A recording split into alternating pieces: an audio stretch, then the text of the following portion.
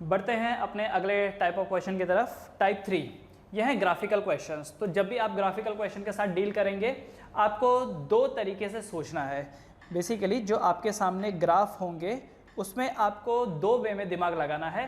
पहला वे है कि क्या यहाँ पर हमको दो क्वांटिटी को डिवाइड करना पड़ेगा, क्योंकि जो आपसे पूछा गया है वो दो क्वांटिटी को डिवाइड करने से आता है। नंबर 1, जैसे वेलोसिटी निकालनी है तो वेलोसिटी के लिए आपको डिस्प्लेसमेंट एंड टाइम को डिवाइड करना होता है। दूसरा दिमाग आपको यह लगाना है कि क्या जो क्वांटिटी आपको पूछी गई है वो दो क्वांटिटी के मल्टीप्लाई करने से आती है, दो क्वांटिटी के मल्टीप्लाई करने से आती है। जैसा एग्जांपल के लिए आपको पूछा है डिस्प्लेसमेंट, तो डिस्प्लेसमेंट वेलोसिटी एंड टाइम को मल्टीप्लाई करने से आती है। तो जब कभी भी आपको पूछी गई क्वांटिटी दो क्वांटिटी के डिवीजन से आती है तब तब आप उसमें स्लोप देखेंगे, और जब जब दो क्वांटिटी के मल्टीप्लाई होने से तीसरी क्वांटिटी निकलती है जो आपसे पूछी गई थी तो तब तब आप लोग एरिया उसमें निकालेंगे। देखिए जो ये जो ग्राफ है ना, ग्राफ दो तरीके से आपको इसमें सोचना है। पहला वाला है स्लोप के वे में, स्लोप, एंड दूसरा वाला है एरिया। अच्छा, स्लोप का मतलब क्या होता है? ढलान। स्लोप का मतलब क्या होता है? ढलान। जैसे इस पेन को देखिए, अभी इसकी ढलान क्या है? 0, स्लोप 0 है। मान लो अगर मैं किसी को यहाँ पर बिठाता हूँ, मान लो ये झूला है, बिठाता हूँ किसी को कि चलो फिसलो इसमें, क्या वो फिसल पाएगा? नहीं। अब मैंने स्लोप बढ़ा दिया, मैंने स्लोप बढ़ा दिया, थोड़ा बढ़ गया स्लोप, क्या स्लोप और बढ़ गया और बढ़ गया और बढ़ गया, अब स्लोप देखो एकदम मैक्सिमम हो गया slope, right.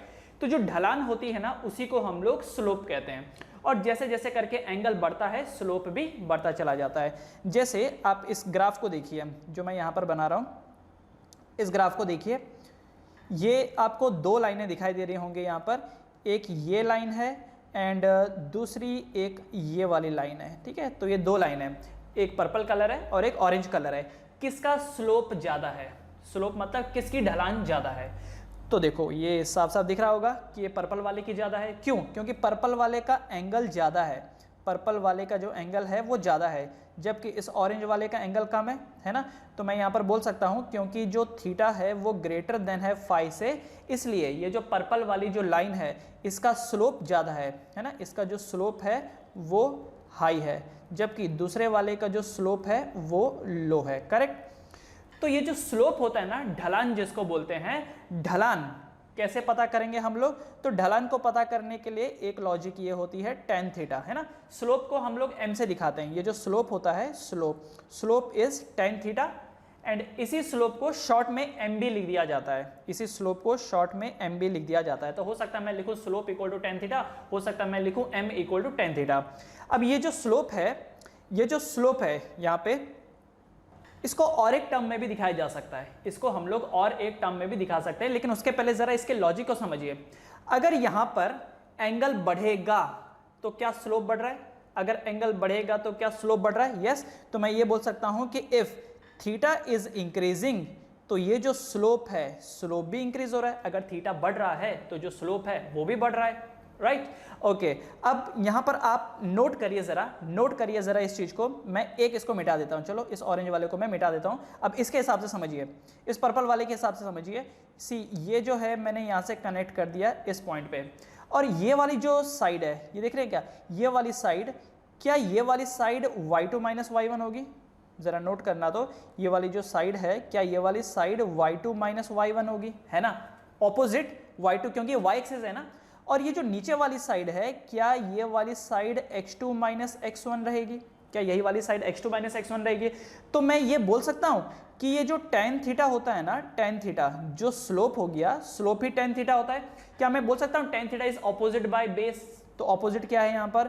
y2 minus y1 divided by base क्या है? x2 minus x1। बोल सकता हूं ना, मैं पढ़ा है ना ट्रिग्नोमेट्री, ट्रिग्नोमेट्री क्या होता है? Opposite by base. तो tan थीटा क्या हो गया? y2 minus y1 by x2 minus x1। और इसी चीज को मैं क्या delta y by delta x भी लिख सकता हूं? क्या मैं इसी चीज को delta y by delta x भी लिख सकता हूं? है ना। और अगर मैं एक छोटे इंटरवल की बात करूं, मतलब अगर मैं लिमिट में x को 0 सेट कर देता हूं, मतलब टेंड्स टू 0 सेट कर देता हूं, तो क्या मैं delta y by delta x को dy बाय dx भी लिख सकता हूं? है, क्या मैं dy बाय dx भी लिख सकता हूं? क्या स्लोप अल्टीमेटली डेरिवेटिव ही होता है? क्या स्लोप अल्टीमेटली डेरिवेटिव ही होता है? जरा देखो भाई, ये जो स्लोप है, स्लोप क्या होती है? ढलान। स्लोप क्या होती है? ढलान। ढलान होती है स्लोप। ये देखो, ये स्लोप ही तो है, ढलान है। तो जैसे जैसे करके एंगल बढ़ता है थीटा, वैसे वैसे करके टेन थीटा बढ़ता है, वैसे वैसे करके स्लोप बढ़ता है। टेन थीटा क्या होता है? y2 minus y1 by x2 minus x1, y2 minus y1 by x2 minus x1, y2 minus y1 is delta y, x2 minus x1 is delta x, delta y is dy, short interval of time के लिए delta y जो होता है वो dy हो जाता है, and delta x dx हो जाता है। तो dy by dx क्या है? अल्टीमेटली स्लोप ही तो है, स्लोप ही तो है। अब आप एक चीज लिंक कर पा रहे हो, डिफरेंशिएशन, डिवीजन, ट्रिग्नोमेट्री, ये सब आपस में कितनी गहराई से कनेक्टेड हैं, समझ में आ रही है ये चीज? Can you feel this? है ना?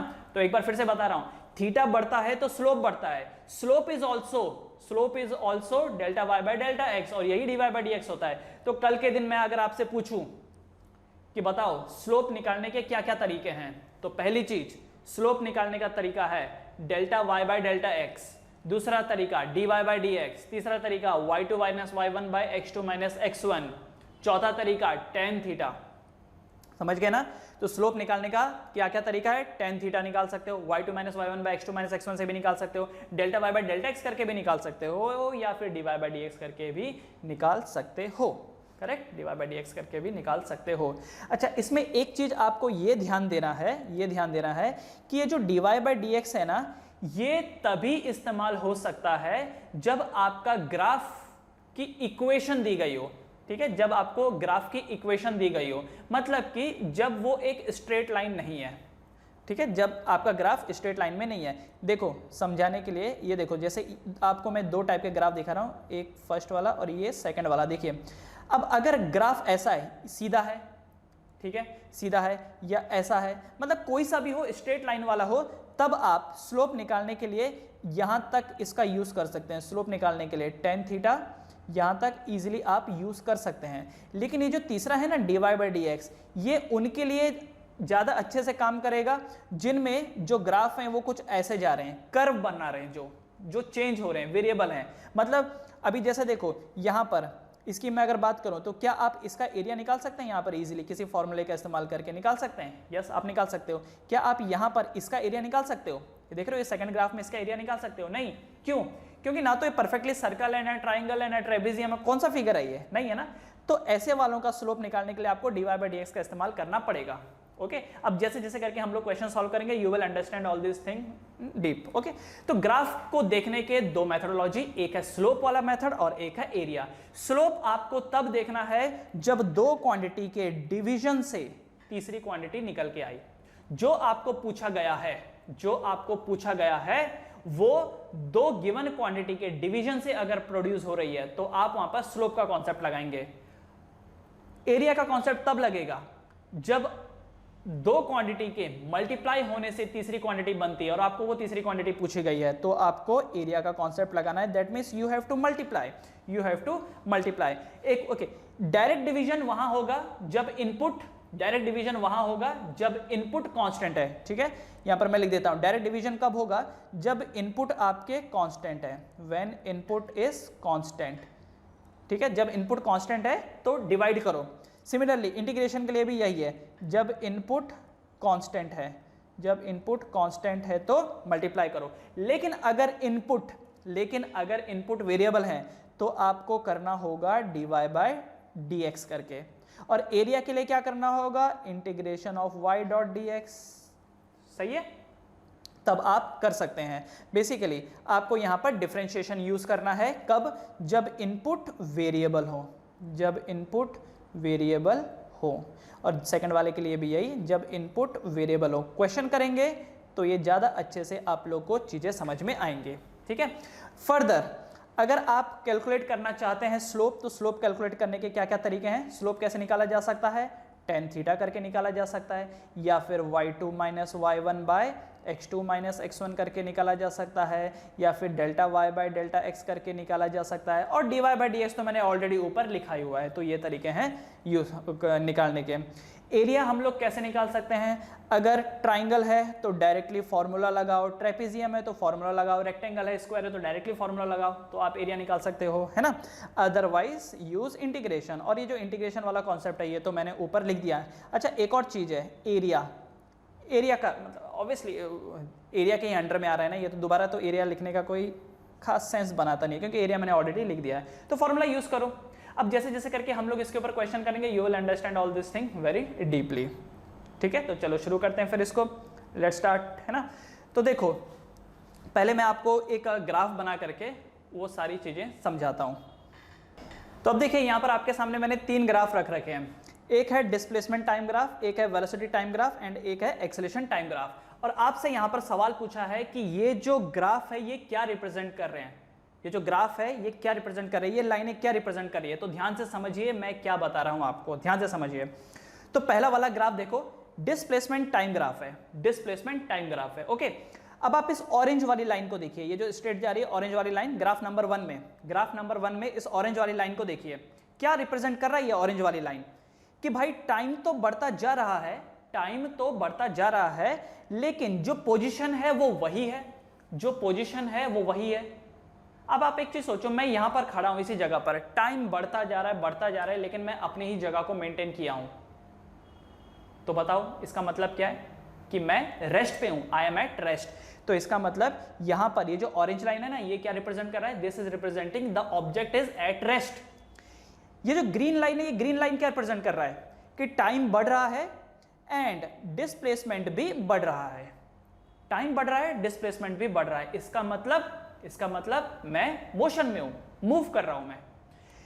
ये जो तीसरी वाली लाइन है ब्लू लाइन, ये क्या रिप्रेजेंट कर रही है कि टाइम बढ़ रहा है, पोजीशन भी बढ़ रहा है। स्टार्टिंग में पोजीशन कम बढ़ रहा था और बाद में पोजीशन ज्यादा बढ़ रहा है। इसका मतलब मैं एक्सेलरेट कर रहा हूं, इसका मतलब मैं एक्सेलरेट कर रहा हूं, राइट। तो ऑरेंज वाली लाइन रिप्रेजेंट कर रही है एट रेस्ट, ब्लू वाली लाइन, ग्रीन वाली लाइन रिप्रेजेंट कर रही है कि मैं मोशन में हूं, पर मेरा मोशन कैसा है, कांस्टेंट है। लेकिन ये जो तीसरी वाली है ब्लू लाइन, ये रिप्रेजेंट कर रहा है कि मैं एक्सेलरेट कर रहा हूं। अब आप एक चीज जरा समझिए, ऐसे देखने पर ना हो सकता है कि हमसे कोई गलती हो जाए, इसलिए हम लोग स्लोप का इस्तेमाल करेंगे, स्लोप का इस्तेमाल करेंगे। देखो कैसे, जब कभी भी डिस्प्लेसमेंट टाइम ग्राफ दिया होता है, जब कभी भी डिस्प्लेसमेंट टाइम ग्राफ दिया होता है एंड हम डिस्प्लेसमेंट को एंड टाइम को डिवाइड करते हैं, या बोलूं तो स्लोप निकालते हैं, तो क्या निकल के आता है मुझे बताओ। डिस्प्लेसमेंट टाइम ग्राफ मतलब डिस्प्लेसमेंट एंड टाइम को जब हम डिवाइड करते हैं, डिस्प्लेसमेंट एंड टाइम को जब हम डिवाइड करते हैं, व्हाट डू वी गेट, क्या मिलता है हमें क्या मिलता है उस वक्त, वेलोसिटी मिलती है। हमको क्या मिलता है यहाँ पर, वेलोसिटी मिलती है। ठीक है, वाई, रीजन भी मैं यहाँ पर लिख देता हूँ। रीजन ये है कि ये जो dx/dt होता है ना, dx/dt, ये हमको वेलोसिटी देता है। अभी किए थे क्वेश्चंस, dx/dt हमको वेलोसिटी देता है, करेक्ट। और जब dx/dt की बात हो रही होती है तो अल्टीमेटली ये होता क्या है, ये स्लोप ही तो होता है, और स्लोप ही तो tan थीटा होता है ना। ये चीज अभी हम लोगों ने देखा है कि dx/dt is the velocity. Velocity कैसे निकलेगा, स्लोप से निकलेगा। स्लोप निकालने का क्या तरीका है, या तो tan थीटा है, या तो y2 - y1/x2 - x1, या dy/dx करके हम निकाल सकते हैं। तो ये जो डिस्प्लेसमेंट टाइम ग्राफ में ये जो लाइन है ना, डिस्प्लेसमेंट टाइम ग्राफ में ये जो लाइन है, ये इन लाइन का स्लोप आपको वेलोसिटी देगा।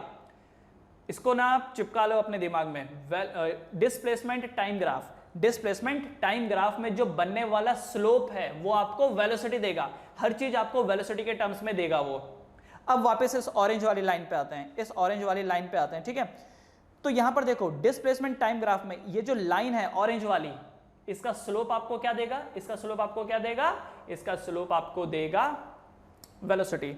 तो यहां पर वेलोसिटी क्या होगा, क्या मैं वेलोसिटी इक्वल टू tan 0 लिख सकता हूं, tan 0 डिग्री y, क्या मैं यहां पर वेलोसिटी इक्वल टू tan 0 लिख सकता हूं, क्यों, क्योंकि इस लाइन का स्लोप देखो क्या है, what is the slope of the line, 0 degree. क्या ये लेटी हुई है, क्या ये लेटी है, क्या इसका स्लोप 0 है, यस।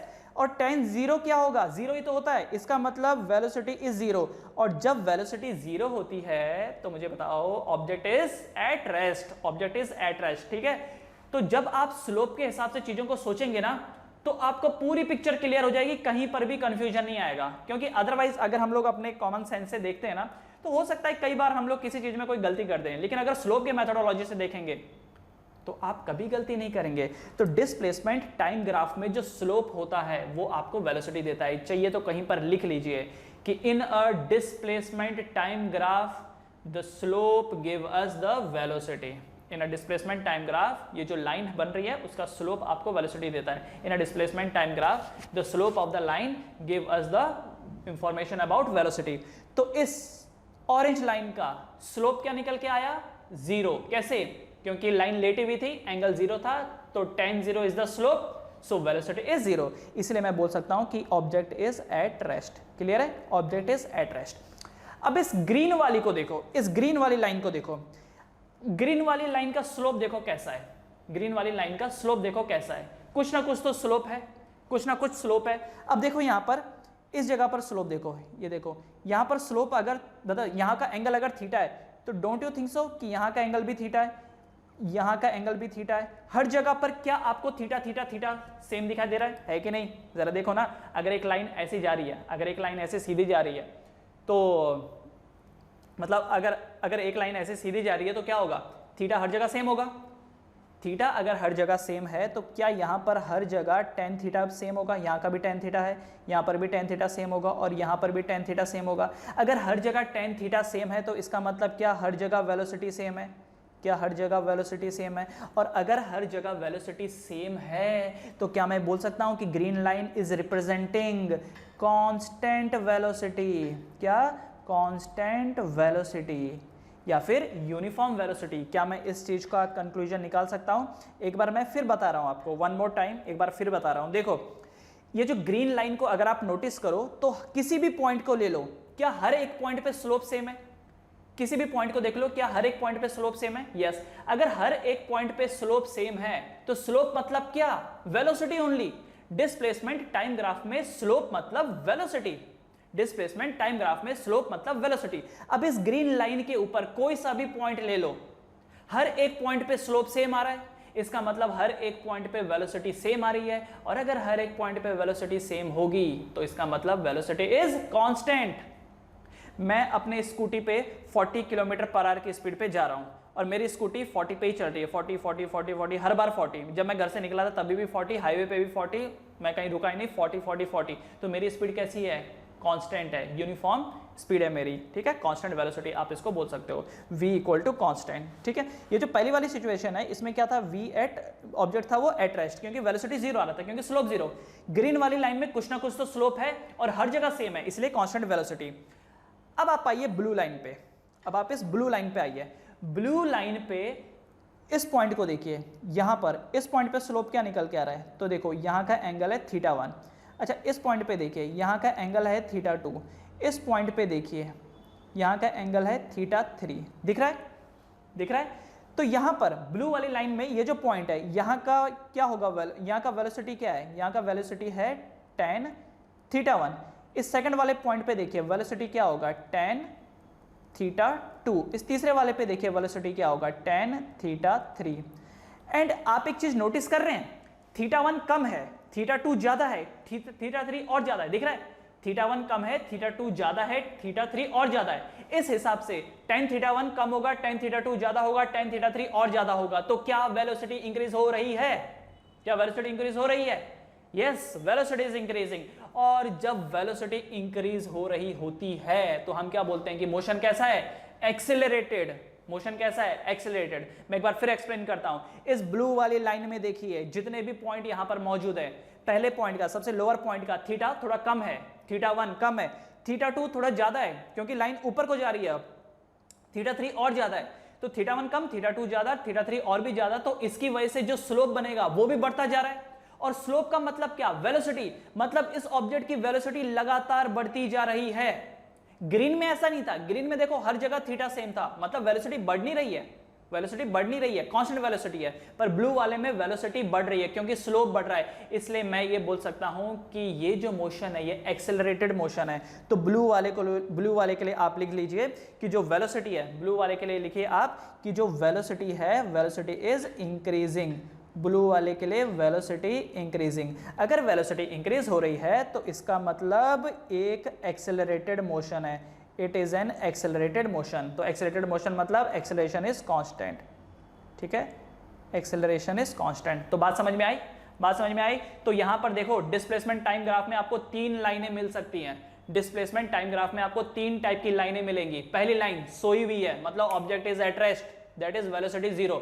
वेलोसिटी अगर 0 है तो एक्सेलरेशन तो खैर वैसे भी 0 रहेगा, हाँ, अनलेस कोई फोर्स ना एक्ट हो रही हो। जैसे एक एग्जांपल के लिए इस पेन को देखो, इस पेन को मैंने अपने हाथ के ऊपर रखा हुआ है, इसको मैंने हाथ के ऊपर रखा हुआ है, ठीक है। तो किसी ने आपसे पूछा कि इस पेन की वेलोसिटी क्या है, भाई वेलोसिटी 0 है। दूसरा सवाल, क्या ये पेन के ऊपर कोई एक्सेलरेशन लग रहा है? हाँ, वैसे तो ग्रेविटी का लग रहा है, ऑलवेज एक्सेलरेशन जो है वो नीचे की तरफ डायरेक्टेड है, अर्थ इसको अपनी तरफ खींच रही है। मैं उस कंटिन्यूस फोर्स की बात नहीं कर रहा हूँ, मैं ये बात कर रहा हूँ कि जब ऑब्जेक्ट मूव में है उसके मूवमेंट के लिए जो रेस्पॉन्सिबल एक्सेलरेशन है, मैं उसकी बात कर रहा हूँ, ठीक है। तो यहाँ पर क्या हो रहा है कि 3 लाइनें आपको मिलेगी। एक लाइन वो मिलेगी जो ऐसी जा रही होगी, ऑब्जेक्ट इज एट रेस्ट। दूसरी लाइन जो सीधी जा रही हो ऐसे, तो इसका मतलब ऑब्जेक्ट मूव तो कर रहा है बट कांस्टेंट वेलोसिटी के साथ। तीसरा, जो ऐसा कर्व बना रही हो, ऑब्जेक्ट मूव कर रहा है बट एक्सीलरेशन हो रहा है, object is increasing its speed. So this was the, what is this? This was the displacement time graph. तो डिस्प्लेसमेंट टाइम ग्राफ में जो लाइंस बनती हैं उनका स्लोप आपको वेलोसिटी देता है। इसको चिपका लो, दिमाग में बिठा लो अच्छे से। डिस्प्लेसमेंट टाइम ग्राफ में जो स्लोप होता है वो आपको वेलोसिटी देता है। डिस्प्लेसमेंट टाइम ग्राफ में जो स्लोप होता है वो आपको वेलोसिटी देता है। व्हाई? क्योंकि displacement by time is velocity.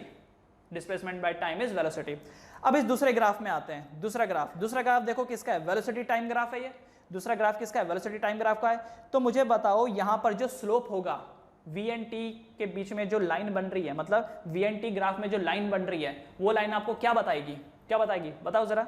तो देखो जरा, dv बाई dt क्या होता है? वेलोसिटी बाय टाइम क्या होता है? एक्सेलरेशन। वेलोसिटी बाय टाइम क्या होता है? एक्सेलरेशन, ठीक है।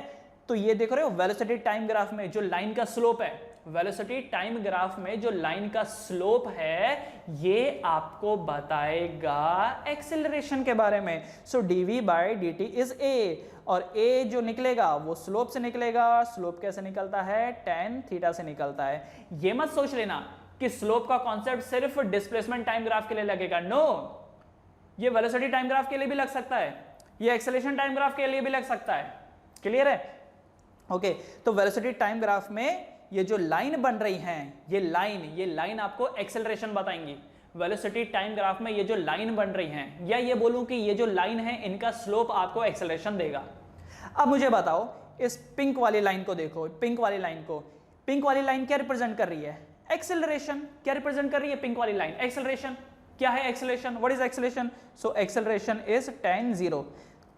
देखो, पहले तो आपको यह पता होना चाहिए कि ये जो लाइनें हैं ये क्या रिप्रेजेंट कर रही है। वेलोसिटी टाइम ग्राफ में लाइन रिप्रेजेंट कर रही है एक्सेलरेशन। दूसरा, कितना कर रही है? तो इसीलिए a इक्वल टू tan 0, क्योंकि इस लाइन का स्लोप क्या है? पिंक वाली का 0। तो tan 0 कितना होता है? 0। इसका मतलब एक्सेलरेशन 0 है। इसका मतलब क्या? एक्सेलरेशन 0। और अगर एक्सेलरेशन 0 है तो क्या मैं ये बोल सकता हूं कि वेलोसिटी कांस्टेंट है? क्या मैं ये बोल सकता हूं वेलोसिटी कांस्टेंट है कि नहीं भाई? अगर एक्सेलरेशन 0 है तो वेलोसिटी तो कांस्टेंट होगी ना। अगर ऑब्जेक्ट एक्सेलरेट ही नहीं कर रहा है तो वेलोसिटी तो कांस्टेंट हुई। सही बात है। ओके, उसके बाद अगला पर्पल लाइन को जरा देखिए, पर्पल लाइन को। अब इस पर्पल लाइन की जब हम लोग बात करते हैं तो पर्पल लाइन क्या रिप्रेजेंट कर रहा है? अगेन ये भी तो एक्सेलरेशन रिप्रेजेंट कर रहा है। ये जो पर्पल लाइन है ये भी एक्सेलरेशन रिप्रेजेंट कर रहा है, बट इसका एक्सेलरेशन कैसा? जरा देखो। अच्छा, मैं इस पॉइंट पे अगर बोलूं तो इस पॉइंट का जो एंगल है वो क्या है? थीटा। इस पॉइंट का जो एंगल देखिए वो क्या है? थीटा। इस पॉइंट का जो एंगल है वो क्या है? थीटा। तो क्या हर जगह पर आपको tan थीटा सेम मिल रहा है ना? जरा देखो, यहाँ का जो tan थीटा है, यहाँ का tan थीटा, यहाँ का tan थीटा, क्या हर जगह का tan थीटा सेम है? इसीलिए क्या हर जगह पर एक्सेलरेशन भी सेम होगा?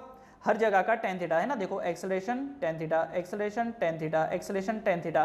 क्योंकि हर जगह का tan थीटा सेम है तो हर जगह पर एक्सेलरेशन भी सेम होगा, क्योंकि वेलोसिटी टाइम ग्राफ में जो स्लोप होता है वो आपको एक्सेलरेशन देता है। तो एक्सेलरेशन हर जगह सेम है, तो क्या मैं इस लाइन के लिए बोल सकता हूं कि एक्सेलरेशन इज कांस्टेंट? बोल सकता हूं एक्सेलरेशन इज कांस्टेंट। और जब मैं कहता हूं एक्सेलरेशन कांस्टेंट तो इसका डायरेक्टली मतलब हो गया कि वेलोसिटी इज इंक्रीजिंग।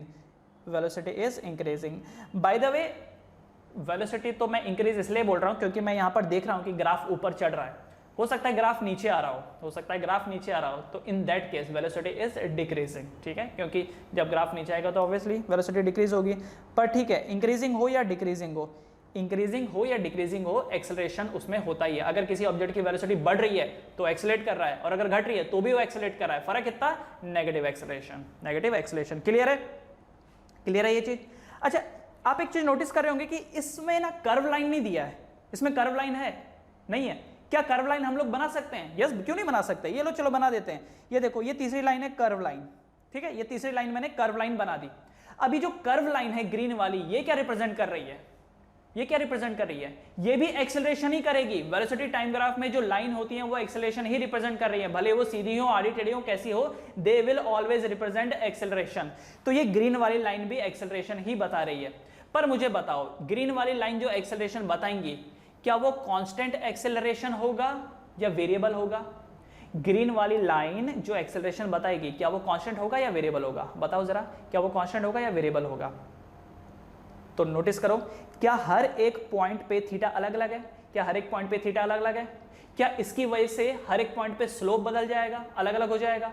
और क्योंकि स्लोप अलग अलग हो रहा है और बढ़ ही रहा है स्लोप, है ना, हर जगह पर स्लोप बढ़ेगा। स्लोप का मतलब एक्सेलरेशन, तो स्लोप बढ़ रहा है मतलब एक्सेलरेशन बढ़ रहा है। और अगर एक्सेलरेशन बढ़ रहा है, अगर एक्सेलरेशन बढ़ रहा है तो इसका मतलब कि ये एक यूनिफॉर्म एक्सेलरेशन वाला नहीं है, मतलब ये कांस्टेंट एक्सेलरेशन नहीं हो रहा है, इसमें तो एक्सेलरेशन भी बढ़ रहा है। कम से कम पिछले वाले ग्राफ में क्या था? ऑब्जेक्ट रुका हुआ है, ऑब्जेक्ट मूव कर रहा है एंड ऑब्जेक्ट एक्सेलरेट कर रहा है। और एक्सेलरेट कर रहा है कैसा? एक कांस्टेंट एक्सेलरेशन के साथ वो एक्सेलरेट कर रहा है। यहां पर क्या हो रहा है इस ग्राफ में? देखिए, अगर ग्रीन की बात करें ना, तो ऑब्जेक्ट तो एक्सेलरेट कर रहा है लेकिन उसका एक्सेलरेशन भी कांस्टेंट नहीं है, वो वेरिएबल वाला है। जैसे हम बोलते हैं ना, अर्थ का एक्सेलरेशन ड्यू टू ग्रेविटी कितना है? 9.8, वो फिक्स है। कहीं पर भी चलो, अर्थ के सरफेस पे कहीं पर भी जाओ, 9.8 मीटर पर second square is the acceleration, right. लेकिन अगर मैं बाइक चला रहा हूं, जैसे आप लोगों ने देखा होगा इधर लोग बाइक लेकर के ऐसे घूमते ना, तो कैसे करते हो लोग एक्सेलरेट? खासकर ये सब देखे होंगे आप लोगों ने, जो यंग जनरेशन वाले, वंग वंग वंग एकदम। तो एक्सेलरेशन तो वो भी कर रहे हैं, पर कैसा एक्सेलरेशन है वो है variable acceleration, non uniform acceleration. Variable acceleration बोलो या नॉन यूनिफॉर्म एक्सेलरेशन बोलो। एंड अच्छी बात यह है कि we don't have to deal with variable acceleration, क्योंकि हमारे जो चैप्टर्स हैं उनमें जो एक्सेलरेशन रिलेटेड टॉपिक्स दिए हुए हैं उनका नाम ही है यूनिफॉर्मली एक्सेलरेटेड मोशन। क्या दिया है? Uniformly accelerated motion. मतलब हमको कहां तक जाना है? बस ओनली कांस्टेंट एक्सेलरेशन तक जाना है। देखो, जीरो वेलोसिटी, यहां पर वेलोसिटी बढ़ रही मतलब एक्सेलरेशन हो रहा है, और कैसा हो रहा है? Constant acceleration. वेरिएबल एक्सेलरेशन तक हमको नहीं जाना है। तो इसीलिए यहां पर इस ग्रीन ग्राफ का कोई रोल नहीं है, मतलब ग्रीन वाली लाइन का कोई रोल नहीं है। पर क्या ग्रीन लाइन बन सकती है? बिल्कुल बन सकती है, और अगर बनेगी तो नॉन यूनिफॉर्म एक्सेलरेशन बनेगी, और उसको हमको डील नहीं करना है, इसलिए हमने उसको मिटा दिया। तीसरी चीज, अब यह है एक्सेलरेशन टाइम ग्राफ। यह acceleration time graph, correct, acceleration time graph. मुझे बताओ, एक्सेलरेशन टाइम ग्राफ आपको क्या देगा? मतलब अगर मैं dA/dt करता हूं तो ये मुझे क्या देता है? जिस तरीके से dV/dt एक्सेलरेशन था, dx/dt वेलोसिटी था, उसी तरीके से dA/dt क्या होगा? What is dA/dt? क्या होता है dA/dt? What is dA/dt? तो dA/dt नाम की कोई चीज है ही नहीं। dA/dt नाम की कोई चीज है ही नहीं, और अगर ऐसी कोई चीज है ही नहीं तो इसका मतलब यहां पर आप स्लोप का लॉजिक नहीं लगा सकते, क्योंकि स्लोप का लॉजिक तो तब लगेगा ना जब दो क्वांटिटी आपस में डिवाइड हो रही हो। स्लोप का लॉजिक तो तब लगेगा जब दो क्वांटिटी आपस में डिवाइड हो रही हो, यहां तो वो डिवाइड ही नहीं हो रही। इसीलिए यहां हम अपने कॉमन सेंस का इस्तेमाल करेंगे। क्या है कॉमन सेंस? कि ये एक्सेलरेशन है, ये टाइम है, और ये लाइन एकदम सीधी है, इसका मतलब एक्सेलरेशन इज कांस्टेंट। इसका मतलब एक्सेलरेशन इज कांस्टेंट। अगर एक्सेलरेशन कांस्टेंट है, इसका मतलब velocity is increasing. Velocity is increasing, है ना। तो ये जो लाइन है सोई हुई है, पर ग्राफ किसका है? एक्सेलरेशन टाइम ग्राफ का। ग्राफ क्या है? ये एक्सेलरेशन टाइम ग्राफ है, उसमें सोया हुआ लाइन आपको कांस्टेंट एक्सेलरेशन दे रहा है। लेकिन अगर यही डिस्प्लेसमेंट टाइम ग्राफ होता, एक सोई हुई लाइन डिस्प्लेसमेंट टाइम ग्राफ में होता, तो उसने वेलोसिटी रिप्रेजेंट करना था, और वेलोसिटी जीरो मतलब एक्सेलरेशन इज जीरो, मतलब ऑब्जेक्ट तो वैसे भी रेस्ट पे है ना। डिस्प्लेसमेंट टाइम ग्राफ में सोई हुई लाइन आपको बताती है कि ऑब्जेक्ट रेस्ट कर रहा है, इट इज एट रेस्ट। लेकिन वही सोई हुई लाइन एक्सेलरेशन टाइम ग्राफ में क्या बताता है? Constant acceleration. क्लियर है? क्या यहां पर ये वाली लाइन बन सकती थी ऐसी कर्व लाइन? बिल्कुल। क्या यहां पर ऐसे सीधी लाइन बन सकती थी? बिल्कुल। पर हम वहां तक नहीं जाएंगे, क्योंकि अगर हम लोग गए वहां तक तो फिर वो नॉन यूनिफॉर्म एक्सेलरेशन हो जाएगा, एंड वो हमारे आउट ऑफ टॉपिक से बाहर चला जाएगा। क्लियर है? हो सकता है फ्यूचर में पढ़ें आप ये सब चीजें। डन? ओके, तो ये तो थी स्लोप वाली बात, ये तो थी स्लोप वाली बात। क्यों यहां पर स्लोप का लॉजिक लगा, क्यों यहां पे स्लोप का लॉजिक लगा? वो इसलिए लगा क्योंकि ग्राफ था डिस्प्लेसमेंट टाइम का, एंड डिस्प्लेसमेंट टाइम का ग्राफ आपको क्या दे रहा था? वेलोसिटी। तो क्या डिवाइड हो रही थी चीजें? क्या डिस्प्लेसमेंट और टाइम डिवाइड हो रहा था? यस, इसीलिए यहां पर लॉजिक लगा स्लोप का, और इस स्लोप ने आपको क्या दिया? वेलोसिटी। वेलोसिटी टाइम ग्राफ को देखो, वेलोसिटी और टाइम ग्राफ आपस में डिवाइड हो रहा था, तो क्या दे रहा था? एक्सेलरेशन। और वो एक्सेलरेशन कैसे निकलेगा? स्लोप से। तो जब जब दो क्वांटिटी आपस में डिवाइड हो रही होती हैं तो लाइन का स्लोप आपको उसके बारे में इंफॉर्मेशन देता है। तीसरे वाले में डीए बाई डी में ये लॉजिक लग ही नहीं पाया, क्योंकि DA by D is nothing, है ही नहीं। एक्सेलरेशन बाय टाइम क्या होता है? कुछ नहीं होता है। एक्सेलरेशन बाय टाइम कुछ नहीं होता है। ठीक है बच्चे लोग, समझ में आए ये चीज? इसको दोबारा से एक बार रिवाइंड कर करके सुनना, अगर कुछ यहाँ पर आपको लगा कि ज़्यादा क्लियर नहीं हो पाया तो एक बार दोबारा से रिवाइंड करके देख लेना, और अगर फिर भी समझ में नहीं आया तो क्लासरूम में तो हम लोग मौजूद होते ही हैं। इसके बाद अब इंटीग्रेशन का दिमाग लगाते हैं जरा। इंटीग्रेशन, अब ये देखिए, अब उल्टा शुरू करता हूं मैं। ये देखो, ये एक्सेलरेशन टाइम ग्राफ से शुरू करता हूं। एक्सेलरेशन टाइम ग्राफ को देखो, तो एक्सेलरेशन टाइम ग्राफ में अगर आप नोटिस करो, अगर मैं एक्सेलरेशन एंड टाइम को आपस में मल्टीप्लाई करूं तो क्या मुझे मिलेगा? वेलोसिटी मिलेगी। क्या मुझे मिलेगा? वेलोसिटी मिलेगी, और ये निकलेगा बाय एरिया। By area. तो अगर ग्राफ एक्सेलरेशन टाइम ग्राफ है, अगर ग्राफ आपको एक्सेलरेशन टाइम ग्राफ दिया हुआ है और आपको पूछ रखा है what is the velocity, what is the velocity, तो वेलोसिटी कैसे निकल रहा है? एक्सेलरेशन टाइम के मल्टीप्लिकेशन से निकल रहा है। वेलोसिटी निकल रहा है एक्सेलरेशन टाइम के मल्टीप्लिकेशन से, तो इसलिए हम लोग क्या निकालेंगे? एरिया। तो ये पोर्शन देख रहे हो, ये पोर्शन, इस पोर्शन का एरिया निकाल दो। ठीक है, इस पोर्शन का एरिया निकाल दो, यू विल गेट वेलोसिटी। इस पोर्शन का जो एरिया होगा, इस पोर्शन का जो एरिया होगा, ये आपको देगा वेलोसिटी। किसमें? Only in acceleration time graph में। क्यों? क्योंकि एक्सेलरेशन टाइम जब मल्टीप्लाई होते हैं तो वेलोसिटी आता है। करेक्ट। अब इसमें आ जाओ, सेकंड वेलोसिटी टाइम ग्राफ में आ जाओ। वेलोसिटी टाइम ग्राफ, तो मुझे बताओ वेलोसिटी एंड टाइम जब आपस में मल्टीप्लाई होते हैं तो क्या देते हैं? वेलोसिटी और टाइम जब मल्टीप्लाई होता है तो क्या आता है? डिस्प्लेसमेंट। तो अगर वेलोसिटी टाइम ग्राफ में डिस्प्लेसमेंट निकालना हो तो एरिया निकालो। तो क्या करो? एरिया निकालो। तो अगर देखो, अगर आपको बोल रखा है कि इस पिंक लाइन के नीचे का एरिया निकालो, या इस पिंक लाइन की वजह से जो डिस्प्लेसमेंट हो रहा है उसका निकालो, तो इस पिंक लाइन के नीचे का एरिया ले लेने का, ये वाला। ठीक है, इसके नीचे का एरिया ले लो। अगर आपको सपोज यहां पर पूछ रखा है कि ये जो पर्पल लाइन जो है, पर्पल लाइन की वजह से कितना डिस्प्लेसमेंट हो रहा है, तो इसके नीचे का एरिया निकालो, ये लो, है ना, ये यहां से यहां तक, इसके नीचे का एरिया आप लोग निकाल लीजिए। क्लियर है? तो जिसके हिसाब से बोला है उसके हिसाब से आप लोग डील करो फिर। तो ये जो एरिया है, इस एरिया को आप लोग कैलकुलेट कर लीजिए। ठीक है, सिंपल है, इस एरिया को आप लोग कैलकुलेट कर लीजिए। उसके बाद अगर तीसरा आपको पूछा है, जैसे यहाँ पर डिस्प्लेसमेंट टाइम ग्राफ दिया है, तो डिस्प्लेसमेंट टाइम जब आपस में मल्टीप्लाई होते हैं तो क्या होता है? जब डिस्टेंस एंड टाइम आपस में मल्टीप्लाई होता है तो क्या रिजल्ट देता है? वो क्या होता है? होता है कुछ? डिस्टेंस इंटू टाइम या डिस्प्लेसमेंट इंटू टाइम होता है कुछ? नहीं होता है। तो यहां पर एरिया का कोई लॉजिक बनता ही नहीं है। जैसे डीए बाई डी टी, ये देखो डीए बाई डी टी का कोई लॉजिक नहीं था, उसी तरीके से एक्स इंटू टी भी कुछ नहीं होता, एक्स इंटू टी भी कुछ नहीं होता, तो आपको यहां एरिया निकालने की जरूरत पड़ेगी नहीं। तो एरिया निकालने की जरूरत एक्सेलरेशन टाइम ग्राफ में पड़ सकती है, वेलोसिटी टाइम ग्राफ में पड़ सकती है। डिफरेंशिएट करने की जरूरत डिस्प्लेसमेंट टाइम ग्राफ में पड़ सकती है, वेलोसिटी टाइम ग्राफ में पड़ सकती है। मतलब ये जो वेलोसिटी टाइम ग्राफ है ना, वेलोसिटी टाइम ग्राफ जो है उसमें एरिया का भी कॉन्सेप्ट लगेगा अगर डिस्प्लेसमेंट पूछा है तो, और अगर एक्सेलरेशन पूछा है तो डी बाई डी एक्स का लॉजिक लगेगा। दोनों चीज इसमें लगते हैं। जबकि डिस्प्लेसमेंट टाइम ग्राफ में ओनली डिफरेंशिएशन लगता है, जबकि एक्सेलरेशन टाइम ग्राफ में ओनली इंटीग्रेशन का लॉजिक लगता है। That's all. और यही जो चीज है ना मैंने लिखी है v equal to A into T, अगर मान लो ये ग्राफ आड़ा टेढ़ा होता है, सी अगर ये ग्राफ आड़े टेढ़े होते तो वेलोसिटी निकलता है integration of A dot D T से। इंटीग्रेशन भी लास्ट में आपको एरिया ही देता है। उसी तरीके से डिस्प्लेसमेंट मिलता अगर integration of v dot D T होता। मतलब ये जो लाइन है ना जो मैंने सीधी बना रखी है, अगर ये आड़ी टेढ़ी लाइन होती तो, आड़ी टेढ़ी का मतलब क्या हो गया? जब आप फिगर का ना, जब आपको फॉर्मूला ही पता नहीं है तब आप करोगे ऐसा। ठीक है, जैसे मैंने अभी आपको बताया ना, ये देखो ये ऊपर ऊपर बना रखा है, ये देख रहे हो क्या, इसका एरिया निकाल सकते हो क्या, ये जो है ये इसका एरिया निकाल सकते हो, यस, क्योंकि एक रेगुलर फिगर है, ये देख रहे हो ये एक रेगुलर फिगर है, आपको मालूम है इसका एरिया निकलने के लिए, लेकिन इसका एरिया आप नहीं निकाल सकते। तो यहाँ पर आपको लगाना पड़ेगा सेकंड केस में इंटीग्रेशन, एंड फर्स्ट वाला यहाँ पर ये तो डायरेक्टली आ जाएगा, फॉर्मूला लगा दो एरिया ऑफ ट्रेपेजियम का, क्लियर है।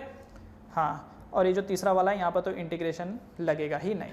That's all. अब कुछ क्वेश्चंस करते हैं, you will understand the concept very well. Alright, आपके सामने क्वेश्चन है, calculate velocity according to the following graph. आपके सामने ग्राफ दिया हुआ है और आपको पूछ रखा है कि वेलोसिटी क्या होगी। तो कैसे निकालेंगे वेलोसिटी, एकदम सिंपल सा ही है ये। तो देखो क्या होगा यहाँ पे, जरा नोटिस करिए क्या होगा। डिस्प्लेसमेंट टाइम ग्राफ दिया है और अगर वेलोसिटी चाहिए, डिस्प्लेसमेंट टाइम ग्राफ में वेलोसिटी कैसे निकलता है, तो वेलोसिटी निकालने के लिए क्या आपको डिस्टेंस एंड टाइम को, मतलब डिस्प्लेसमेंट एंड टाइम को क्या आपको डिवाइड करना पड़ता है। सोचो जरा, क्या आपको डिवाइड करना पड़ता है, और जब दो क्वांटिटी को डिवाइड करने से तीसरी क्वांटिटी आती है, then you have to use the concept of slope. आपको क्या निकालना पड़ता है, स्लोप का concept. So v equal to, slope कैसे निकालें, या तो dy बाई डी एक्स करके निकालें, या फिर tan थीटा करके निकालें, या फिर y2 minus y1 by x2 minus x1 करके निकालें, या फिर delta y by delta x करके निकालें। लगाइए, कोई सा भी मेथोडोलॉजी लगाइए, बस देखिए आपके पास क्या क्या अवेलेबल है। तो सबसे पहले अगर वेलोसिटी निकालना है तो मुझे dy बाई डी एक्स लगाना पड़ेगा। क्या मैं dy बाई डी एक्स लगा सकता हूँ, क्योंकि dy बाई डी एक्स लगाने के लिए आपको y पता होना चाहिए। y मतलब क्या, जैसे y दिया होता है ना 2t square plus 3t plus 4, इस वे में। क्या आपको y ऐसा दिया है 2t square plus 3t plus 4, नहीं दिया है, इसका मतलब ये नहीं लगा सकते। दूसरा, tan थीटा अगर लगाना है तो आपको ये एंगल पता होना चाहिए, ये एंगल थीटा पता होना चाहिए। क्या थीटा आपको दिया है, क्या ये एंगल थीटा आपको दिया है, नहीं दिया है, तो मतलब ये नहीं लगा सकते, है ना। देखो एक क्वेश्चन को सॉल्व करने के लिए कई सारे उसमें आप रिलेशन लगा सकते हो, कई सारे फॉर्मूले हो सकते हैं ना। तो हमने देखा कि tan थीटा भी नहीं लगेगा। y2 minus y1, x2 minus x1। अच्छा, क्लास 10th में आपने क्या पढ़ा था कि ये जो पॉइंट है इसके कोऑर्डिनेट ये हैं, और ये वाला जो पॉइंट है इसके कोऑर्डिनेट ये हैं, है ना, पढ़ा था। तो क्या आप y2 minus y1 by x2 minus x1 का लॉजिक लगा सकते हो, लगा सकते हो, लगा सकते हो। देखा जाए तो क्या आप ये कोऑर्डिनेट निकाल सकते हो इस पॉइंट का, हाँ बिल्कुल निकाल सकते हैं यार, क्या प्रॉब्लम है, निकाल सकते हैं। तो मतलब आप चाहो तो y2 minus y1 by x2 minus x1 का लॉजिक लगा सकते हो अगर आपको पॉइंट पता है, और अगर नहीं पता और ग्राफ में दिया है तो भी आप कर ही सकते हो। तो चलो कर लेते हैं, है ना, कर लेते हैं इस चीज को। तो देखो ये जो है, एक काम करते हैं, y2 माइनस y1 भी छोड़ो, direct delta y by delta x लगाते हैं। कैसे, ये देखो ये जो है ये वाला, क्या आपको ये पता है, इसकी वैल्यू पता है क्या है ना, इसकी वैल्यू पता है, तो इसकी वैल्यू क्या होगी 400 होगी, क्योंकि 0 से स्टार्ट हो रही है और y एक्सेस 400, तो दिस इज 400। और x की वैल्यू कितनी है यहाँ पर, 0 से लेकर 20, मतलब 20 हो गई। तो velocity equal to 400 divided by 20। तो सॉल्व करने के बाद कितना है, 0 से 0 कैंसिल, 20 मीटर पर सेकेंड। कितना आया वेलोसिटी, वेलोसिटी आया 20 मीटर पर सेकेंड।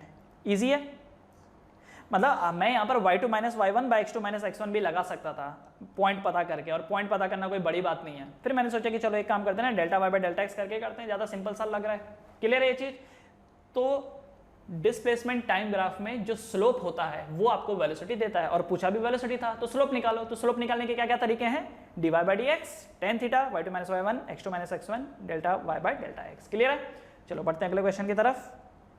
अब देखिए अगला question, calculate the distance travelled in first 25 second, and दूसरा पूछा है एक्सेलरेशन इन, सेकंड पूछा है यहाँ पर एक्सेलरेशन इन फर्स्ट 25 सेकेंड। ठीक है भाई, अब ये पहला वाला सॉल्व करते हैं। फर्स्ट वाला क्या बोल रखा है, distance travel in first 25 second.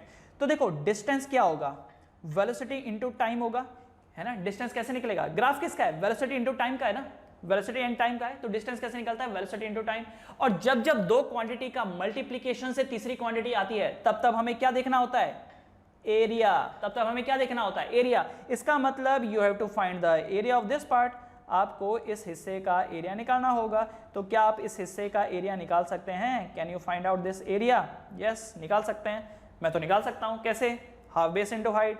So displacement will be equal to half into base कितना है, व्हाट इज दिस बेस, तो बेस यहाँ पर दिख रहा है मुझे 25, हाइट कितनी दिख रही है, हाइट दिख रही है 400, तो हाफ इंटू बेस है 25, हाइट है 400।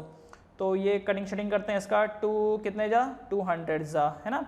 तो ये कितना हो गया 25 टू ज़ा 50, 5000 मीटर। तो इसका मतलब इस गाड़ी ने कितना ट्रेवल किया 5000 metre. The displacement travelled is 5000 metre. Clear है?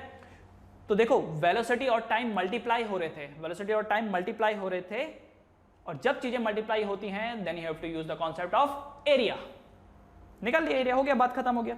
सेकंड वाला पॉइंट यहां पर acceleration in first 25 second. Okay, acceleration, तो एक्सेलरेशन क्या होता है? एक्सेलरेशन होता है वेलोसिटी बाय टाइम। क्या होता है acceleration? Velocity by time. Oh, अब नोटिस करो, क्या वेलोसिटी और टाइम आपस में डिवाइड होने पे एक्सेलरेशन आता है? और जब दो क्वांटिटी के डिवाइड होने से तीसरी क्वांटिटी आती है then you have to use the concept of slope. तो चलो लगाएंगे स्लोप का कॉन्सेप्ट, क्लियर है? एक्सेलरेशन वेलोसिटी और टाइम को डिवाइड करने पे आता है, इसलिए हमने स्लोप का कॉन्सेप्ट लगाया। तो मुझे बताओ स्लोप करने के क्या क्या तरीके हैं निकालने के? एक तो भैया tan थीटा है, अगर एंगल पता हो, है ना। दूसरा तरीका आपके पास ये हो गया delta Y by delta X. तीसरा तरीका हो गया D Y by D X, है ना। उसके बाद चौथा तरीका हो गया y2 minus y1 by x2 minus x1। ये सब तरीके हैं। तो कौन सा तरीका सुटेबल है यहाँ पर? D Y by D X में लगा नहीं सकता, क्योंकि मुझे इस लाइन की इक्वेशन तो पता ही नहीं है, नहीं लगा सकता D Y by D X, है ना। tan थीटा इसलिए नहीं लगा सकता क्योंकि ये थीटा पता नहीं है मुझे, एंगल पता नहीं है। y2 minus y1 by x2 minus x1 मैं लगा सकता हूँ, लेकिन मैं उतनी मेहनत करना नहीं चाहता, मैं डायरेक्टली ये delta y by delta x लगा देता हूँ। अच्छा, डेल्टा y कितना है 400, डेल्टा x कितना है 25, बस ये लीजिए acceleration equal to 400 divided by 25। तो 25 4 जा 100, 4 4 जा 16, that means 16 metre per second square. So acceleration over here is 16 metre per second square. ठीक है, एक्सेलरेशन कितना है 16 मीटर पर सेकेंड स्क्वायर है। सवाल आपसे पूछा गया है कि बताइए ये जो एक्सेलरेशन है क्या ये हर पॉइंट पे कांस्टेंट है? मतलब 5 सेकंड में भी क्या वही एक्सेलरेशन है जो 10 में है, जो 15 में, जो 20 में, जो 25 में? यस, हर जगह एक्सेलरेशन कांस्टेंट है। क्यों? क्योंकि अगर आप नोटिस करो जो एंगल थीटा यहाँ पर है वही एंगल थीटा यहाँ पर भी होगा, वही एंगल थीटा यहाँ पर भी होगा। हर जगह थीटा थीटा थीटा सेम है, तो हर जगह स्लोप स्लोप स्लोप सेम है, तो हर जगह एक्सेलरेशन सेम हो गया, तो acceleration is constant. So this is constant acceleration. क्या ये कांस्टेंट एक्सेलरेशन? इसलिए देखो ना आपके आंसर में सिर्फ 16 आया है, 16। क्या 16 के साथ कुछ और आया है क्या? कोई वेरिएबल जुड़ा हुआ मिला आपको? जैसे 16t मिला आपको, या 16t स्क्वायर, या 16t बाई 5, ऐसा कुछ मिला क्या? सिर्फ 16 मिला ना, इसलिए this is a constant acceleration. तो दो क्वांटिटी के मल्टीप्लाई होने से अगर थर्ड क्वांटिटी आए तो क्या लगाना? एरिया, और अगर डिवाइड होने से तो स्लोप। अगला क्वेश्चन ये है, calculate velocity in the first 4 second. अब तो मुझे लगता है कि आपको समझ में आ ही गया होगा, अब आप खुद से भी ट्राई कर सकते हैं, और जैसे कि मैंने आपको बोला है कि क्वेश्चन मिलते ही पहले खुद से ट्राई कीजिए और उसके बाद वीडियो देखिए। तो यहाँ पर क्या बोल रखा है आपको? वेलोसिटी, वो भी किस में? फर्स्ट 4 सेकंड में, फर्स्ट 4 सेकंड में। तो वेलोसिटी कैसे निकल के आता है? एक्सेलरेशन इनटू टाइम करके आता है। वेलोसिटी कैसे आता है? एक्सेलरेशन इनटू टाइम करके। तो ग्राफ एक्सेलरेशन एंड टाइम का है, इसका मतलब क्या करना पड़ेगा? एरिया। क्या करना पड़ेगा? Area. You have to find the area. लेकिन एरिया कहां तक निकालूंगा? क्वेश्चन में क्या बोला है? फर्स्ट 4 सेकंड तक, मतलब कि मुझे सिर्फ यहां तक का एरिया निकालना होगा। कहां तक का? यहां तक का, क्योंकि उसके बाद उन्होंने पूछा नहीं है मेरे से, उसके बाद उन्होंने मुझसे पूछा नहीं है, तो मैं यहीं तक का ही एरिया निकालूंगा, इस येलो पोर्शन का। समझ गए? ये जो येलो पोर्शन है सिर्फ इधर ही का मैं एरिया निकालूंगा। तो क्या बनेगा जी? सो v इक्वल टू, है ना, ये जो है ये यहां पर बनेगा v इक्वल टू, अच्छा ये वाला जो पार्ट है ये कितना है? 4, और ये वाला जो हिस्सा है ये कितना है? 100। तो क्या ये एक रेक्टेंगल है? क्या ये एक रेक्टेंगल है? तो रेक्टेंगल क्या होता है? एरिया क्या होता है रेक्टेंगल का? ये हो जाएगा 100 into 4, that means velocity is 400 meter per second. The velocity is 400 meter per second. ठीक है, वेलोसिटी कितना है? 400 मीटर पर सेकेंड, क्योंकि ये जो एरिया होगा ये क्या होगा? लेंथ इंटू ब्रेड्थ, रेक्टेंगल है ना ये, एरिया क्या होगा? Length into breadth. तो लेंथ है 100, नहीं लेंथ है 4, ब्रेड्थ है 100, जो भी है व्हाटएवर, है ना, वैसे भी मल्टीप्लाई हो रहे हैं, तो कोई क्या हो, क्या फर्क पड़ता है। तो 100 इंटू 4, 400 निकल गया, इजी है। अब ये देखिए अगला question, calculate a distance covered up to the 35 second. पहले 35 सेकंड में कितना डिस्टेंस ट्रेवल किया। दूसरा acceleration in each point O A B C है। अब तो मुझे लगता है आप लोग कर ही लेंगे ना।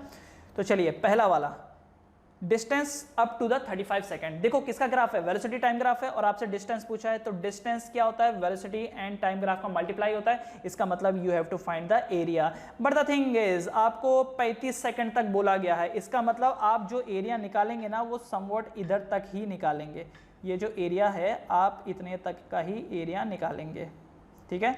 इससे आगे बढ़ने की गुस्ताखी मत करना क्योंकि इसके बाद का तो पूछा ही नहीं है। So this is the part, ये देख रहे हो, ये आपको इधर तक ही निकालना होगा, क्लियर। ये आपको इधर तक का ही एरिया निकालना पड़ेगा। नाउ क्या आप निकाल सकते हैं एरिया, आपके पास दो ऑप्शन है, या तो आप इसको ट्राइंगल एंड ये रेक्टेंगल को एडिशन करके निकाल लीजिए, या डायरेक्टली वो उसका ट्रेपेजियम का एरिया है ना, ट्रेपेजियम का एरिया क्या होता है, half into sum of the क्या था, parallel side into the perpendicular distance between them, वो भी कर सकते हैं, है ना। तो जो आपकी मर्जी है आपको करिए। चलिए एक काम करते हैं, ट्राइंगल और रेक्टेंगल करके करते हैं। तो ये जो है 0 से लेके 20 तक, ये कितना हो गया 20, और ये जो हिस्सा है ये कितना हो गया 300, और इतने से लेके इतना जो हिस्सा है 20 से 35 मतलब कितना हो गया ये 15, है ना। 20 और 10 30 और 5 35, तो जो निकलेगा x इक्वल टू, पहला ये ट्राइंगल है एंड दूसरा ये रेक्टेंगल है, तो ट्राइंगल का area, area of the triangle plus rectangle का एरिया, ट्राइंगल का एरिया क्या होगा, हाफ इंटू बेस कितना है इसका 20, हाइट कितना है 300, प्लस रेक्टेंगल का एरिया कितना होगा 15 इंटू 300, 15 इंटू 300, ऑलराइट। ठीक है भाई, तो एक काम कर सकते हैं, हाफ इंटू, चलो एक रुकिए ज़रा, कटिंग कर लेते हैं, 2 10 तो ये कितना हो गया 3000 प्लस 4500, तो कितना हो जाएगा 4 5 7 7500, कितना आ गया 7500 metre. So distance covered is what 7500 metre. अच्छा, अगर ये ट्रेपेजियम वाला एरिया लगाते तो क्या होता, area of the trapezium, trapezium का एरिया क्या होता है, half into sum of the parallel side, sum of the parallel side मतलब देखो ये एक साइड पैरेलल है और ये नीचे वाली, तो ये 20 प्लस 15 कितना हो गया 35, इंटू ये ऊपर वाली साइड कितनी है, ये तो यहाँ से लेके यहाँ तक 20 से लेकर के ये 15 ही हो गई, तो half into sum of the parallel side, okay okay sum है ना, तो 35 प्लस ये ऊपर का 15 इंटू परपेंडिकुलर डिस्टेंस कितना है 300, है ना, ये जो डिस्टेंस है 300। तो एक बार सॉल्व करके देख लेते हैं जरा, 35 और 15 होते हैं 50, 50 बाई 2 कितना हो गया 25, तो 25 इंटू 300, तो ये कितना हो गया 7500 मीटर, है ना। तो देखो इससे भी आ गया, ट्रेपेजियम का एरिया लगाया तो भी आ गया, क्योंकि लगाना तो एरिया ही है भाई, निकालना तो अपने को एरिया ही है, इस वजह से। सेकंड पार्ट देखिए इसका, सेकंड पार्ट आपको क्या बोल रखा है, एक्सेलरेशन, एक्सेलरेशन इन OA, चलो यहाँ पे करता हूँ मैं, acceleration in OA, AB and AC। तो एक्सेलरेशन OA में क्या होगा देखो जरा, अच्छा वेलोसिटी टाइम ग्राफ है, वेलोसिटी टाइम ग्राफ में जो लाइन का स्लोप होगा, वेलोसिटी टाइम ग्राफ में जो लाइन का स्लोप होगा वो आपको बताएगा एक्सेलरेशन। तो देखो OA को देखो, OA का y एक्सिस कितना है, OA का y एक्सिस कितना है 300 डिवाइड बाय x एक्सिस कितना है 20, तो 300 बाई 20 कितना हुआ, 0 से 0 कैंसिल, 2 15 जा मतलब 15 मीटर पर सेकंड स्क्वायर आया।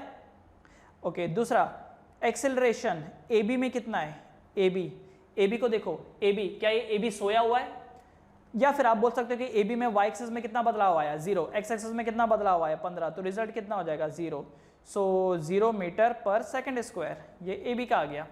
तीसरा चीज एक्सेलरेशन इन किस में बोल रखा है, BC में बोल रखा है, ये देखो जरा BC। अच्छा इस BC को देखो, BC में ये वाला जो साइड है 40 से 50 कितना हो गया 10, और जो y एक्सिस है, y एक्सिस तो 300 ही है, सो ये जो है y एक्सिस 300 डिवाइडेड बाय 10, और वो भी -300 होगा, क्यों, क्योंकि घट रहा है, फाइनल पॉइंट तो 0 है ना। BC के लिए देखो, BC के लिए अरे जो ग्राफ है वो नीचे को जा रहा है ना, तो फाइनल इज 0, इनिशियल इज 300, चाहो तो इसको थोड़ा सा और लिख लो, ये लो y एक्सिस में कितना बदलाव हुआ है, finally y axis point C पे आके 0 हो गया, पहले y एक्सिस कितना था 300 था, तो 0 - 300 डिवाइड बाय टाइम कितना लगा 10 सेकेंड, तो कितना हो गया -30 meter per second square. So the acceleration in OA is 15 meter per second square. Acceleration at AB is 0 meter per second square, and the third one is acceleration in BC is -30 meter per second square। Clear है? चलो अगला question. अब अगला question देखिए, calculate the distance covered from t equal to 2 to t equal to 4 second. So distance cover करने के लिए बोला है, सॉरी ये डिस्टेंस इज x है ना, तो डिस्टेंस के लिए बोला है और ग्राफ दिया है वेलोसिटी टाइम का। तो डिस्टेंस कैसे निकलता है वेलोसिटी टाइम ग्राफ से? v इंटू टी करके निकलता है, v इंटू टी करके निकलता है, राइट, v इंटू टी करके निकलता है। लेकिन एक प्रॉब्लम है यहाँ पे, क्या ये ग्राफ आपको सीधा दिखाई दे रहा है? अच्छा चलो, टाइमिंग क्या बोल रहा है? From t equal to 2 to t equal to 4। ये देखो 2 से लेकर के ये 4 सेकेंड तक, ये देखे 2 से लेकर 4 सेकेंड तक, मतलब इतना एरिया आपको निकालना पड़ेगा, है ना। इतना तो आप जानते ही हैं, देखिए इतना तो आप जानते ही हैं कि अगर डिस्प्लेसमेंट निकालना हो वेलोसिटी टाइम ग्राफ से तो you have to find area, हमको एरिया निकालना है। पर ये जो एरिया है, क्या ये आपको ट्रेपेजियम दिखाई दे रहा है? Is it a trapezium? ये देखो जरा, ये ग्राफ कुछ ऐसा है, ये ग्राफ कुछ ऐसा है, ये कोई ट्रेपेजियम नहीं है, क्योंकि ट्रेपेजियम होता तो ये ऐसा होता, तो आप एरिया का डायरेक्टली फॉर्मूला लगा देते, एरिया ऑफ द ट्रेपेजियम। सो क्या करेंगे यहाँ पर, क्या करेंगे? तो जैसा मैंने आपको पहले ही कहा था कि जब कभी भी ऐसा होता है कि ये जो लाइन है ये कर्व टाइप की हो या फिर इर्रेगुलर फिगर हो, आप इसका एरिया ना निकाल पाए, तो in that case you have to do integration. क्या करना होगा? इंटीग्रेशन। तो x कैसे निकलेगा? Integration of v dot dt से। कैसे निकलेगा? Integration of v dot dt। अब जरा देखो, क्या यहां पर आपको v का पता है? डू यू नो v का क्या वैल्यू है? यस, v का वैल्यू दिया है टी स्क्वायर प्लस 2t। तो यहाँ पे डाल देंगे एक सेकेंड, यहाँ पे डाल देंगे टी स्क्वायर प्लस 2t, ये लीजिए, और साइड में क्या है? dt। तो what happens is integration of T square क्या होगा? T cube divided by 3 plus integration of 2t क्या होगा? 2 बाहर आ जाएगा, टी स्क्वायर बाई 2 और 2 से 2 कट हो जाएगा, तो ये आ गया, है ना। तो ये डिस्प्लेसमेंट की इक्वेशन आई। लेकिन आपको क्या बोल रखा है? फ्रॉम 2 से लेकर के 4 तक का निकालने के लिए बोल रखा है, 2 से लेकर के 4 तक का निकालने के लिए बोल रखा है ना। तो कैसे करेंगे जरा देखो, तो ये हो जाएगा x from 4 second minus x to the 2 second. तो ये जो राइट साइड में है ना, तो एक बार 4 डाल देंगे, 4 cube by 3 plus 4 square minus 2 cube by 3 plus 2 square. तो देखो क्या बन जाएगा। ओके, एक काम करते हैं, 4 4 16 है ना, 64। तो ये हो जाएगा 64 minus 2 to the 4 to the 8 divided by 3। मैंने क्या किया? इन दोनों को एक साथ ले लिया, क्योंकि इन दोनों का कॉमन डिनोमिनेटर है, प्लस ये जो बाकी बचे हुए 2, ये देखो, ये 4 स्क्वायर और ये 2 स्क्वायर, इनको एक साथ ले लूँगा, तो ये 4 स्क्वायर हो जाता है 16 माइनस 2 स्क्वायर होता है 4। तो 64 में से 4 गया तो बचता है 60, 60 में से और 4 गया तो बचता है 56। So this become 56 by 3 plus 12, 56 by 3 plus 12। सो ये जो डिस्टेंस कवर्ड अप होगा तो कितना हो गया ये?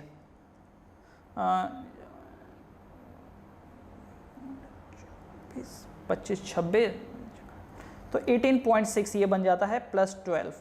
दैट मीन्स 18 और 2 20 और 10 30, दैट मीन्स 30.6 मीटर के approximately. Distance covered is 30.6 metre approximate. Clear है? कितना डिस्टेंस? 30.6 metre approximately. सही है, 30.6 मीटर अप्रॉक्सीमेटली आ जाता है। हाँ, हो सकता है कि थोड़ा बहुत कैलकुलेशन आगे पीछे हो, वो आप लोग देख लीजिएगा। बाकी मेरा जो मेन फोकस है वो तो कॉन्सेप्ट पे है। कई बार क्या होता है, मैं लिखते लिखते गलती कर देता हूँ। सो इन दैट केस अगर आपको लगे कि सर आपने वो देखो वहाँ पर वो कुछ गड़बड़ कर दिया, तो प्लीज़ माफ़ कर दीजिए और आप लोग उसको सही तरीके से ठीक करके लिखिएगा। क्लियर?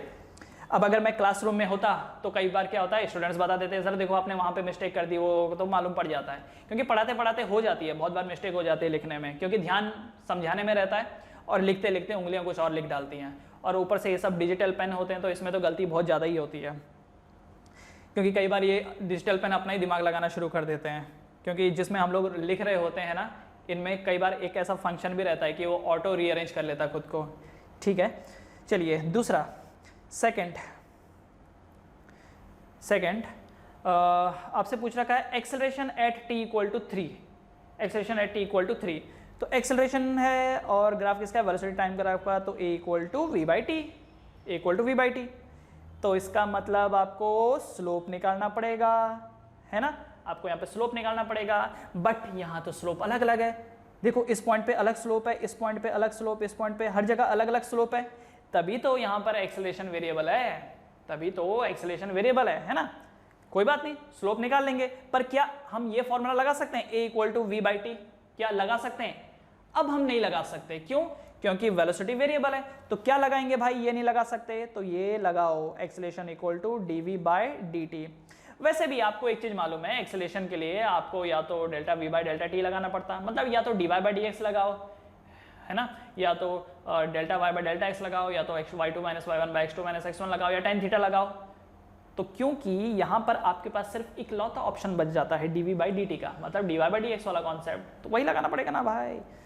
तो ये a equal to d by d t of velocity t square plus 2t। तो सॉल्व करके देखिए जरा, एक्सेलरेशन बन के तैयार होगा टी स्क्वायर का 2t प्लस 2। तो ये इक्वेशन आई किसकी, एक्सेलरेशन की। पर आपको तो पूछा है एट t इक्वल टू 3, तो यहाँ पर हम लोग t का वैल्यू 3 डाल देंगे। So acceleration equal to 2 into 3 plus 2, तो 3 2 ज़ा 6 7 8, तो कितना आया 8 meter per second square. Acceleration is 8 meter per second square, the acceleration is 8 meter per second square. Clear है, acceleration is 8 meter per second square. अब एक आखिरी क्वेश्चन है ये यहाँ पर, calculate velocity of body A के वेलोसिटी ए के बॉडी ए दे रखा है और ये डिस्प्लेसमेंट टाइम ग्राफ दे रखा है। तो मुझे बताओ डिस्प्लेसमेंट टाइम ग्राफ में ये जो लाइन है ये क्या रिप्रेजेंट कर रही है? मैं लाइन का एरिया नहीं बोल रहा हूं, जब भी मैं कहता हूं ना लाइन, तो मैं बात कर रहा हूं स्लोप की। जब भी मैं कहता हूं लाइन क्या रिप्रेजेंट कर रही है, मतलब उस लाइन का स्लोप क्या रिप्रेजेंट कर रहा है। गलती से ये मत समझ लेना कि मैं लाइन के नीचे के एरिया की बात कर रहा हूं, नो नेवर। जब एरिया की बात होगी तो मैं बोलूंगा एरिया, लेकिन जब मैं बोल रहा हूं कि ये लाइन क्या रिप्रेजेंट कर रही है तो समझ लेना मैं स्लोप की बात कर रहा हूं। जब तो मेरे मुंह से स्लोप निकल रहा है तब तो ठीक है, जब नहीं निकल रहा है लाइन बोल रहा हूं तो मतलब स्लोप की ही बात हो रही है। तो क्या है ये आपको पूछ रखा है, कैलकुलेट द वेलोसिटी ऑफ ए। तो कैसे निकालेंगे velocity, what is velocity? Velocity में डिस्टेंस एंड टाइम का क्या रिलेशन होता है? Velocity is displacement upon time. क्या ये दोनों डिवाइड हो रहे हैं? डिवाइड होने का मतलब क्या हो गया, आपको यहाँ स्लोप निकालना पड़ेगा। स्लोप निकालने के क्या तरीके हैं? dy बाई dx है, लगा सकते हो? नहीं। Delta y by delta x लगा सकते हो? नहीं। y2 minus y1 by x2 minus x1 लगा सकते हो? नहीं। क्या लगा सकते हो? tan थीटा y, क्योंकि थीटा दिया है, थीटा दिया है, बस लगाओ थीटा। तो इनमें से ये कोई नहीं लगेगा। इनफैक्ट x बाई टी तो खैर वैसे नहीं लगेगा, क्योंकि ना तो आपको y एक्सेस पता ना x एक्सेस पता है। सो हम निकालेंगे v equal to tan 60 degree. tan 60 कितना होता है? √3, तो √3 metre per second. So velocity is √3 metre per second. Clear है ये चीज, एकदम सिंपल है। तो मैंने ऑलमोस्ट सब टाइप के आपको करा दिए, dy बाई dx वाला भी करा दिया, delta y by delta x वाला भी करा दिया, और y2 minus y1 by x2 minus x1 देखा जाए तो वो delta y by delta x type का ही है, कुछ नया नहीं है वो।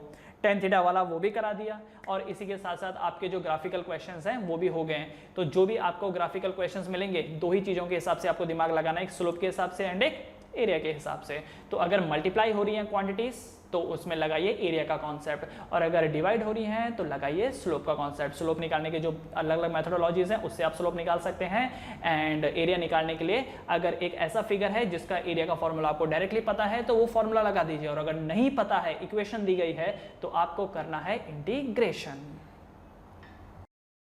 So this was the end of the topic. Knowledge होना अलग है एंड एग्जामिनेशन के लिए प्रिपेयर करना अलग। तो अगर आप किसी भी टॉपिक की और डिटेल जानकारी चाहते हैं या फिर एग्जामिनेशन पॉइंट ऑफ व्यू से प्रिपेयर करना चाहते हैं फॉर बोर्ड एंड एंट्रेंस, तो डाउनलोड कीजिए पुरशोरा class app from the Play Store, या फिर उसका लिंक डिस्क्रिप्शन बॉक्स में दिया है। यहाँ पे आपको ढेर सारे conceptual questions, numerical questions and previous year में आए क्वेश्चंस के वीडियो सॉल्यूशन मिलेंगे, वो भी बहुत ही नॉमिनल प्राइस में। And finally please like, share and subscribe the channel for more new notification.